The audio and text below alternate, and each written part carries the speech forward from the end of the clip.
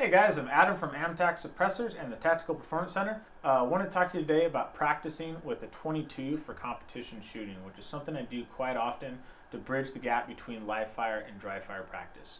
We're going to break this up into two videos. We're going to talk about the pistol first and then the rifle, because there's some differences in what you want to do and what you want to practice, and little idiosyncrasies about how you want to set up your guns to get the most out of it. We're going to start with the pistol.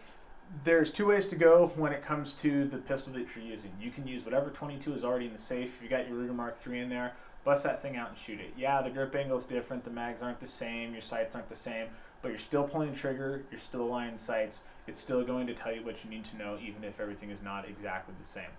So don't discount what you already have. The other option is you can do what I did, which is you could take your lower and put a dedicated 22 upper on it. So this is the lower from my STI DVC 3 gun, which is what I shoot in 3 gun. And I put a Tactical Solutions 2211 upper on there, which lets me shoot 22 long rifle. This is really nice because the trigger is exactly the same. Obviously, safety's in the same place, the grip is the same. The magazines are the same size, which means they fit in my mag pouches, which is just kind of handy. Mostly practice and reloads and dry fire, but it is nice to actually be able to reload the pistol when you're out shooting. The mags do fit flush with the mag well, unlike the 9mm mags that stick out a little bit, but not really that big of a deal. I do a couple other things here. I'm shooting a AMTAC fire and suppressor on the end, which is something I do for a couple reasons. One, it allows me to shoot without ears on, and usually kind of hanging out with some friends. It's just nice to be able to talk. It also makes the gun a lot quieter, obviously, which allows me to hear bullets hitting steel. I'm almost always practicing on steel when I'm practicing with the 22. And sometimes when you have a good thick piece of AR 500 steel, it doesn't really ring the same way that it does if you shoot it with a 9mm. It's hard to tell if you hit it. So I like to run a suppressor on there. And also it's just a lot of fun. I'm also shooting a Vortex Venom red dot on there, which may seem strange because I shoot a division that does not allow red dots on pistols when I'm shooting 3 gun.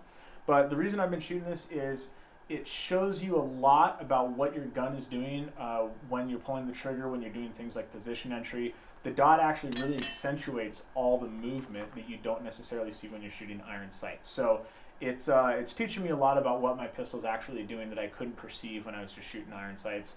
And just like I said with the suppressor, it's a lot of fun. And the more fun I can make my practice, the more likely I am to go do a whole lot of practice. When practice becomes a grind, you're going to stop practicing and you're going to stop getting better. So there's a couple things you want to watch out for when you're practicing with the 22. The main thing is a 22 doesn't recoil the way that a 9mm does, obviously. So it's really easy to start relaxing your grip and practicing with a really weak grip. You want to make sure that you're still gripping that gun the same way that you would if you're shooting a 9mm. It's also not going to climb as much in recoil, whether you're gripping it hard or not. So you want to practice mostly things that you can practice with one round, shooting across an array of targets, things like position entry, shooting on the move, drills where the recoil doesn't play into it that much. So you don't want to be going out and practicing your bill drills with a 22.